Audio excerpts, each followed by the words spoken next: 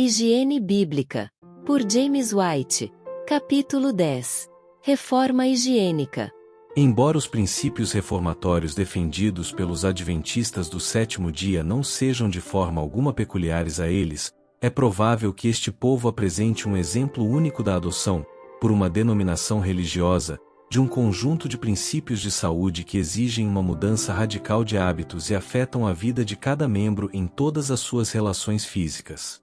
O leitor atento das páginas anteriores deste volume dificilmente precisará ser informado sobre as fontes de onde os princípios de saúde da denominação foram extraídos, mas, ainda assim, será proveitoso considerar mais detalhadamente o desenvolvimento deste notável movimento entre este povo. Felizmente, a tarefa de traçar a história dessa reforma foi empreendida, anos atrás, por alguém eminentemente qualificado para sua execução. E não podemos servir melhor aos nossos leitores do que apresentando a parte substancial do que foi então escrito pelo elder James White em uma série de artigos publicados nas páginas do Health Reformer durante os anos de 1870 e 1871.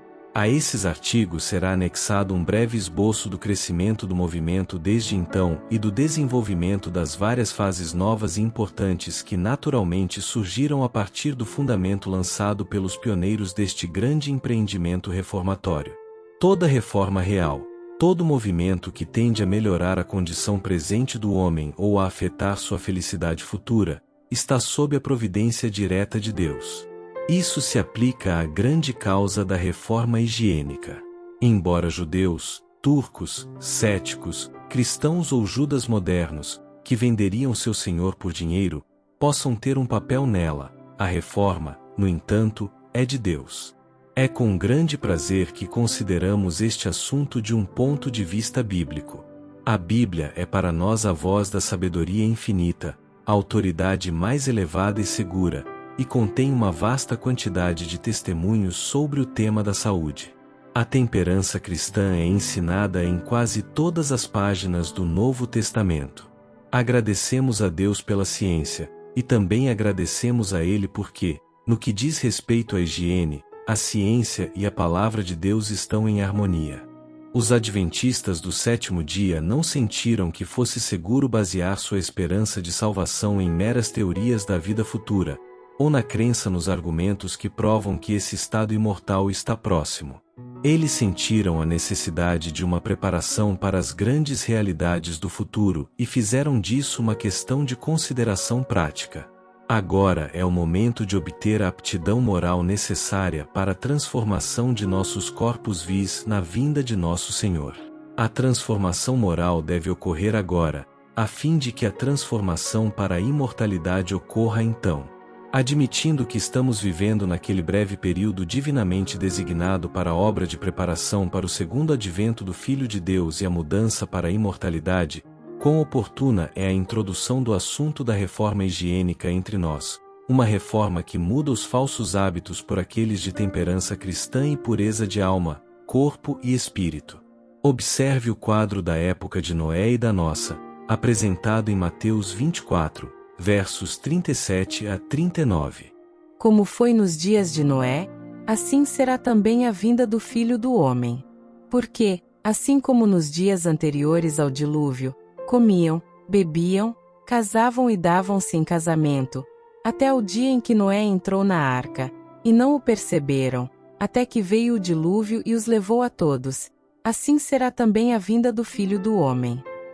Os grandes pecados dos homens e mulheres do mundo noático, quando Deus derramou sobre ele um dilúvio de águas e o lavou de sua poluição moral, foram a embriaguez, a gula e a indulgência com as paixões sensuais. O intelectual, o moral, o divino no homem foram rebaixados para servir aos apetites e paixões animais. Os pecados pelos quais os antediluvianos foram condenados são os principais pecados da nossa época. Esta é enfaticamente uma era de embriaguez, gula, vício e crime. No entanto, graças a Deus, em meio à imundície e miséria moral, há aqueles que sentem a força da advertência divina. Tomai cuidado para que os vossos corações não fiquem sobrecarregados com a gula, a embriaguez e os cuidados desta vida, e aquele dia vos sobrevenha de improviso. As glórias da vida futura nos são prometidas com a condição de que nos afastemos das contaminações populares. Portanto, retirai-vos do meio deles, separai-vos, diz o Senhor, e não toqueis em nada imundo, e eu vos receberei, e serei vosso Pai, e vós sereis para mim filhos e filhas, diz o Senhor Todo-Poderoso.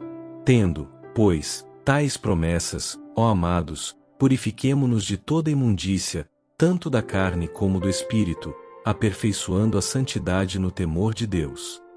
Queremos ser filhos e filhas adotivos do Todo-Poderoso? Devemos, então, evitar os excessos desta era degenerada e aperfeiçoar a santidade que consiste na limpeza física e moral. Nosso Deus é a personificação da pureza. No céu de maneira nenhuma entrará coisa alguma que contamine. O trono de Deus, a árvore da vida e o rio da vida, claros como cristal, serão encantadores em sua pureza. Acreditamos que falta pouco para o início do dia da bem-aventurança imortal, e não deveríamos sentir anseios indizíveis por aquela pureza de carne e espírito que é necessária para sermos dignos da herança dos santos na luz? Com isso em vista, ninguém deve se surpreender que os adventistas do sétimo dia sejam uma denominação de reformadores higiênicos. A denominação conhecida como Adventistas do Sétimo Dia existe há cerca de 22 anos, como corpo organizado, apenas 10 anos. Surgindo de um começo muito pequeno, seus membros nos Estados Unidos agora 1870 somam cerca de 15 mil. Desde o início, alguns dos princípios da reforma higiênica foram valorizados, mas faz apenas cerca de 5 anos desde a mudança geral na dieta e a reforma no vestuário. Os adventistas do sétimo dia adotaram o tema da higiene a partir de princípios religiosos e aderem a ele no amor e temor ao Deus da Bíblia. Eles têm um interesse vivo e crescente na reforma conforme ensinada entre eles, devido à sua harmonia com a ciência, com sua própria experiência inestimável e com a palavra de Deus. Seus ministros a ensinam ao povo publicamente e ao redor do lar, e a praticam, na medida do possível, onde quer que o dever os chame. Esse povo também implementa a reforma em suas relações sociais com parentes e amigos, em casa e no exterior. Esse caminho direto os torna professores práticos e teóricos da reforma higiênica. E isso não é mais do que se poderia esperar. Um povo que tem coragem moral para abandonar a profunda rotina dos costumes humanos e observar o sétimo dia da semana como o sábado do Senhor, puramente por princípio, deve ser encontrado firme e fiel em todas as reformas. Estar fora de sintonia com o resto do mundo por 2 dias por semana não é conveniente nem lucrativo. A observância do sábado bíblico frequentemente acarreta perdas financeiras. Também é decididamente impopular, e a natureza se esquiva de dar um passo que nos afaste tanto do mundo.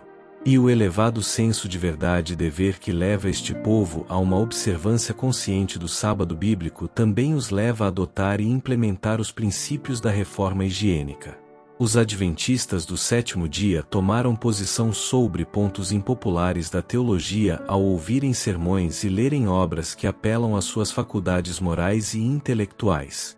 Os grandes temas sobre os quais se debruçam com prazer e proveito são a comparação da profecia com a história, a origem, a natureza e a perpetuidade da lei divina, e a pureza da carne e do espírito que é requisito para a herança futura. Enquanto milhares são induzidos a tomar posição em questões religiosas simplesmente porque seus sentimentos são influenciados, e enquanto dezenas de milhares adotam uma religião simplesmente porque é popular, os adventistas do sétimo dia são movidos por apelos às mais nobres faculdades da mente humana. Tal povo deve estar pronto para seguir a verdade onde quer que ela o leve e para avaliar adequadamente as reformas onde quer que elas existam. E tendo, com razão e consciência, tomado posição sobre o tema da reforma higiênica, estão preparados para defendê-la e colher seus benefícios. Como povo, descartamos o uso do tabaco em todas as suas formas. Graças a Deus por uma vitória tão gloriosa sobre o apetite pervertido.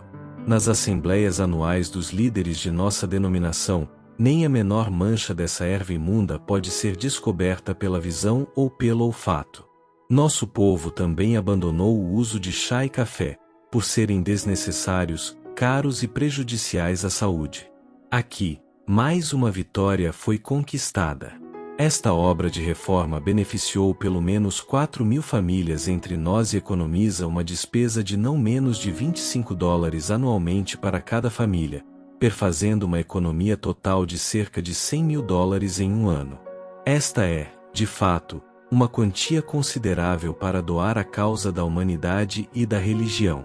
Quando os benefícios da emancipação da escravidão do apetite mórbido são levados em consideração, nós, como povo, podemos nos dar ao luxo de dobrar a quantia e doar $200.000 como tributo às bênçãos da reforma higiênica.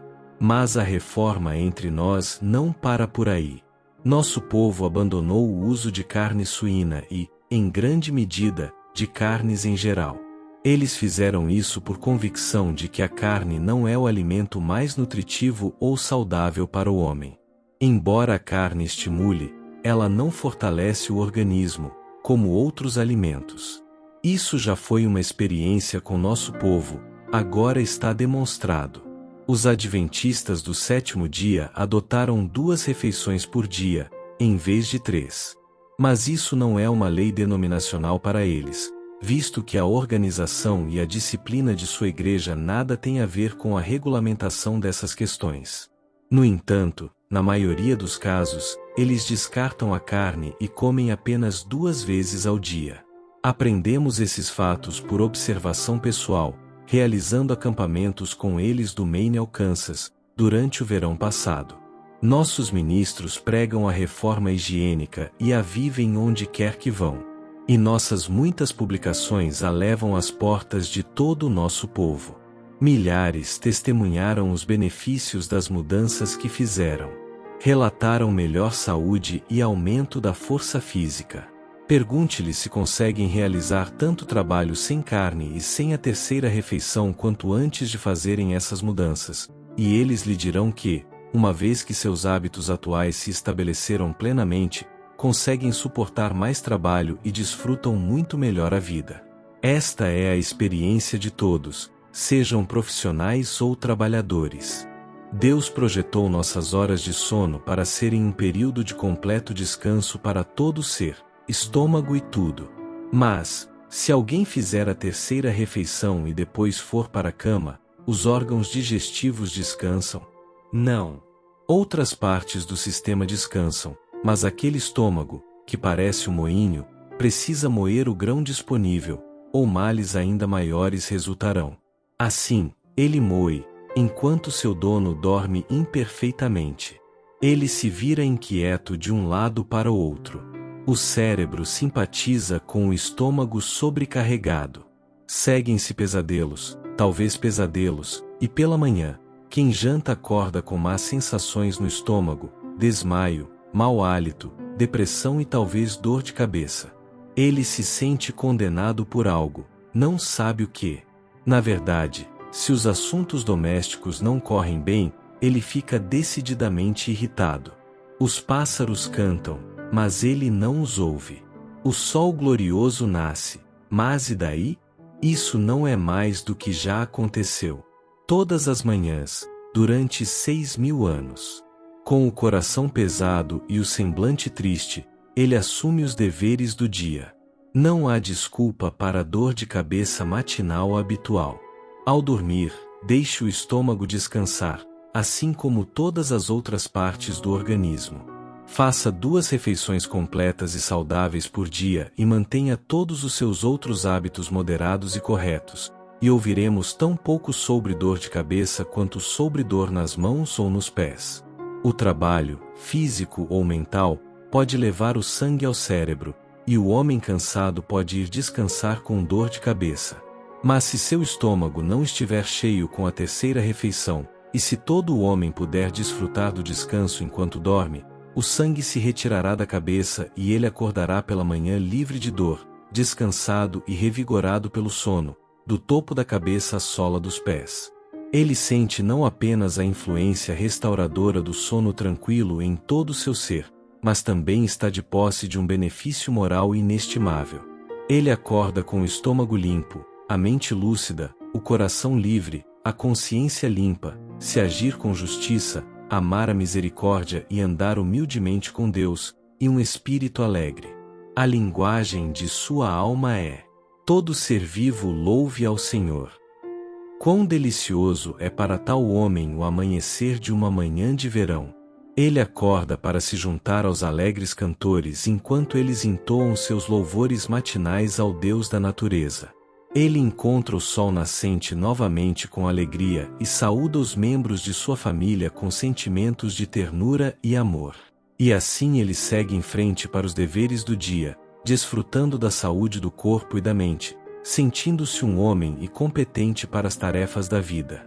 É verdade que as misérias desta vida são compostas pelos resultados naturais de muitos pecados, mas acreditamos solenemente que entre eles se destaca o pecado da gula, especialmente na forma da terceira refeição. Do ponto de vista moral, esse pecado é terrível. Ela degrada o homem e o torna terreno, sensual e diabólico.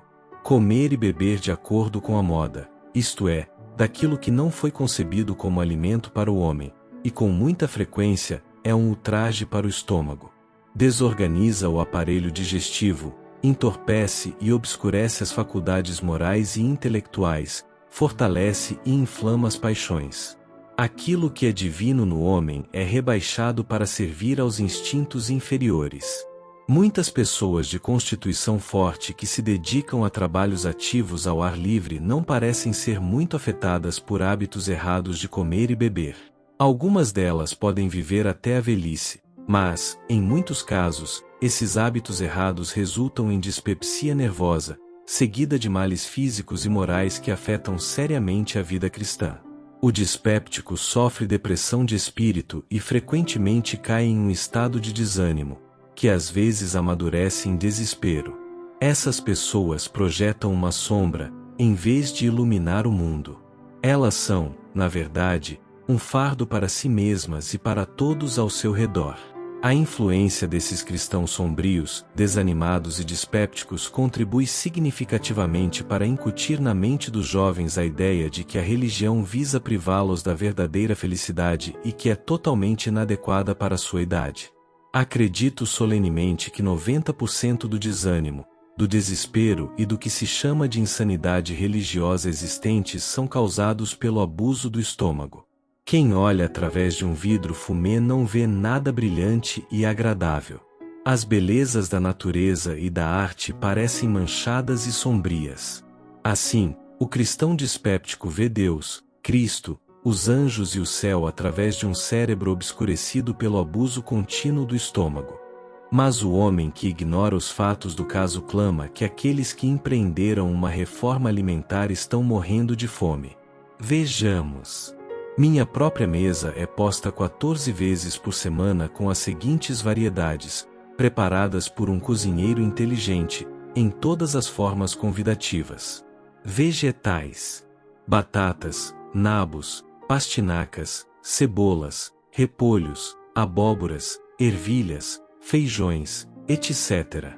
Grãos: trigo, milho, centeio, cevada, aveia, arroz, farinha, amido de milho e similares. Frutas: maçãs, peras, pêssegos, morangos, framboesas, amoras, mirtilos, uvas, cranberries, passas e tomates. Além disso, mantemos uma das melhores vacas jovens de Michigan, que é alimentada e tratada de forma a garantir à nossa família de 12 pessoas cerca de 10 litros por dia do melhor leite. Morremos de fome? Não. Mas vocês podem pagar esses extras? Claro que podemos. Eles não custam, o ano todo, tanto quanto a antiga dieta de carnes, temperos, etc. Mas esta não é a nossa razão para a mudança. O objetivo da reforma higiênica não é economizar dinheiro, mas garantir saúde, masculinidade, pureza e o paraíso. Quando o tema da alimentação saudável e das 2 refeições diárias foi introduzido pela primeira vez entre os adventistas do sétimo dia, foi recebido favoravelmente pela maioria. Isso se deveu, em grande parte, à maneira como foi apresentado. A Sra. White foi a primeira a falar sobre o assunto entre o nosso povo. Ela viajou de estado para estado, falando uma ou duas vezes em cada uma das nossas grandes reuniões. Ela apelou ao povo sobre o tema da temperança bíblica, enfatizando os grandes benefícios e bênçãos que advêm da correção de maus hábitos de vida. O assunto foi proveitoso e foi apresentado de forma alegre e sincera. Ela falou a homens e mulheres que tinham a Bíblia como a autoridade mais elevada e segura, e poucos se opuseram aos seus ensinamentos. Muitos abandonaram imediatamente o consumo de carne e adotaram um sistema de 2 refeições. Vários de nossos ministros, que haviam sido acometidos por doenças, logo relataram um melhor estado de saúde como resultado da mudança de seus hábitos de vida. O interesse foi muito geral e parecia estar aumentando constantemente. No ano de 1865, a Sra. White preparou uma obra de 400 páginas, intitulada Como Viver. Foi publicada inicialmente em 6 folhetos, para assinantes, pela Associação de Publicações Adventistas do Sétimo Dia, em Belo Creek, Michigan. Esses folhetos eram dedicados, um de cada, às questões de alimentação, banho, medicamentos, ar, vestuário e exercícios. Uma grande edição foi impressa, e parte dela foi encadernada em um volume elegante, que vendeu muito. Era legível e bem adaptado para atender às necessidades do povo. Teve ampla circulação fora dos adventistas do sétimo dia, e sua influência para o bem, ao chamar a atenção para o tema da reforma higiênica, dificilmente pode ser estimada. Outro livro publicado nessa época foi uma pequena obra de 64 páginas, intitulada Um Apelo às Mães. A grande causa da ruína física e moral de muitas crianças de nosso tempo. Este também foi preparado pela Sra. White, e uma grande edição foi publicada pela mesma editora. Muitos amigos pessoais divulgaram a obra amplamente, devido à confiança que tinham de que o autor fora especialmente ensinado pelo Senhor. Outros ajudaram em sua circulação, devido à verdade que ela expunha com fervor. Milhares de jovens leram este panfleto e muitos foram reformados por ele. Milhares de mães foram alertadas para a importância de tomar todas as precauções para salvar seus filhos pequenos de caírem em maus hábitos e vícios poluentes. O aviso foi fielmente dado, e seus bons resultados já são evidentes. No início de 1865, fiquei plenamente convencido de que havia recebido grande benefício ao adotar os princípios da reforma higiênica, até onde os compreendíamos. Eu sofria de reumatismo e de problemas de estômago e cabeça. Estes estavam desaparecendo, e eu desfrutava de clareza de pensamento, liberdade de espírito, força física e atividade. Essa grande melhora na saúde me levou à intemperança no trabalho. Aos meus antigos deveres árduos foi adicionado um esforço ativo para ensinar ao povo os princípios da reforma higiênica. Isso era apresentado na forma de palestras sobre o assunto pela manhã e entre os cultos religiosos em nossas conferências estaduais. Naquela época, enquanto eu fazia mudanças importantes, meu trabalho deveria ter sido diminuído, em vez de aumentado. Eu estava explorando um novo campo, ignorando os perigos aos quais estava exposto. Mas, com zelo ardente, continuei trabalhando. Certa manhã, após um esforço constante em minhas faculdades mentais e físicas, enquanto a Sra. White e eu aproveitávamos nossa caminhada habitual, sofri um ataque de paralisia. Meu braço direito ficou inutilizado por um curto período, e o cérebro e a fala foram tão afetados que eu só conseguia dizer uma palavra aos amigos fiéis que se reuniam ao redor: orem. Após um breve período de oração, o alívio veio, de modo que consegui levantar o braço paralisado e conversar imperfeitamente. Mas a dispepsia, em sua pior forma, se seguiu e, em 3 meses, meu peso foi reduzido em mais de 23 quilos. Continuei nessa condição por cerca de 1 ano. Mas, pela bênção de Deus e pela atenção cuidadosa às leis da saúde, finalmente consegui me recuperar. Nos últimos 3 anos, dispensei a carne e fiz apenas 2 refeições por dia. Durante os 15 meses da minha grave doença, a Sra. White esteve ao meu lado e, claro, ela permaneceu necessariamente em silêncio no que se referia a trabalhos públicos. Assim, o trabalho de impulsionar a reforma higiênica entre os adventistas do 7º dia recaiu sobre outros. E alguns dos que se propuseram a liderar o movimento foram tão infelizes que adotaram posições extremas, e em algumas localidades, trouxeram reprovação à causa. Esses extremos operaram contra a reforma de 2 maneiras. Primeiro, causaram grande preconceito e, segundo, na mente de muitos que estavam apenas parcialmente convertidos à reforma, forneceram uma desculpa para o retorno aos antigos hábitos de vida. É um grande infortúnio para aqueles que trabalham para mover mentes em qualquer boa causa, chegar a extremos. Nossa obra é mover as pessoas, e quanto mais pessoas pudermos alcançar, mais bem será realizado. Se os reformadores tiverem que errar, é mais seguro para sua própria influência, e muito melhor para aqueles a quem eles ajudariam, errar do lado mais próximo do povo. Se erram por outro lado, imediatamente se colocam onde não conseguem alcançar o povo. Alguns podem se contentar em assumir posições extremas e defendê-las, junto com os poucos que as defendem, deixando o resto do mundo desinformado sobre os princípios gerais da reforma, mas tal conduta não me parece adequada. Uma coisa é certa: os instrutores devem praticar seus próprios ensinamentos antes de impô-los aos outros. E então, quando estiverem plenamente estabelecidos e viverem rigorosamente seus próprios sentimentos, quando tiverem aprendido a valorizá-los e sentirem a importância de ensiná-los aos outros, devem trabalhar criteriosamente para elevar o povo a eles. Alcançaram uma posição firme acima de seus amigos e se regozijam em uma posição mais elevada do que a que ocupavam ontem. Então, eles deveriam se lembrar do buraco do poço de onde acabaram de ser tirados. Todos nós já fomos iniciantes. A causa é progressiva. À medida que avançamos, levemos conosco o maior número possível de pessoas. Em toda sociedade ou associação de homens, há sempre novatos prontos para aproveitar os pensamentos e sugestões mais extremos. Com um espírito mais perspicaz do que tolerante, eles defenderão seus pontos de vista a qualquer momento, em qualquer lugar e em qualquer lugar. Essas pessoas parecem nunca pensar nas palavras do Divino Mestre: ainda tenho muitas coisas a dizer-vos, mas vós não as podeis suportar agora. Eles não aprendem a verdade contida neles, que a mente humana nem sempre está pronta para receber verdades importantes.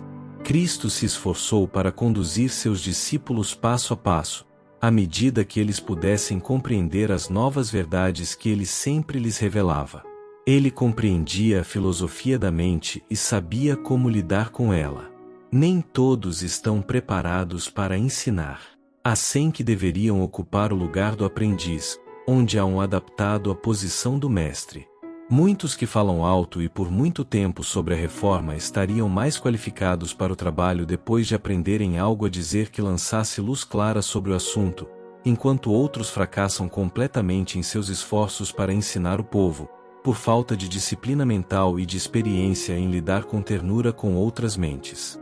Aquele que ganha almas é sábio.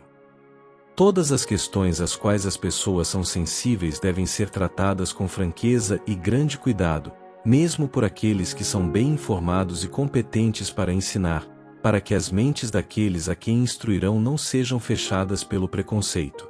Mas, no que diz respeito à higiene, que restringe os apetites e as paixões dos homens, aqueles qualificados para o trabalho devem ter cuidado redobrado para falar a verdade em amor. Nos primeiros dias da reforma, houve erros e extremos tanto na prática quanto na teoria. Podemos nos referir aos homens de água fria de 20 a 30 anos atrás. Hidropatas mais bem informados agora falam de tratamentos menos heróicos, água morna, e banhos mais agradáveis.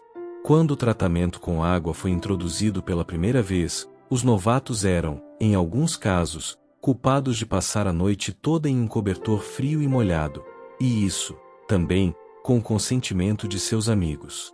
Eles saíam de manhã tremendo de frio. É um milagre que não morressem imediatamente.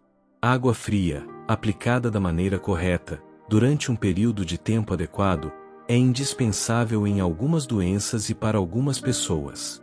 Mas água fria aplicada incorretamente traz consigo a morte. O que se aplica aos extremos no uso da água também se aplica a certos extremos na dieta. E é motivo de profundo pesar que a opinião pública tenha sido prejudicada pelas vantagens que se tiraram dos extremos existentes, e que homens e mulheres de bem tenham se tornado preconceituosos contra a verdadeira filosofia de vida e saúde. A causa da reforma higiênica, no entanto, está em andamento, e todos os reformadores esclarecidos e sinceros seguirão o caminho da luz e da retidão. As mudanças de hábitos de vida prejudiciais para aqueles que conduzem à saúde são grandes e devem ser feitas com cuidado, especialmente se os mesmos hábitos de trabalho forem mantidos. É sempre melhor trabalhar muito menos no momento da mudança para uma dieta vegetariana e adotar 2 refeições por dia. Um homem é fumante, bebedor de chá e café, comedor de carne, fazendo suas 3 refeições?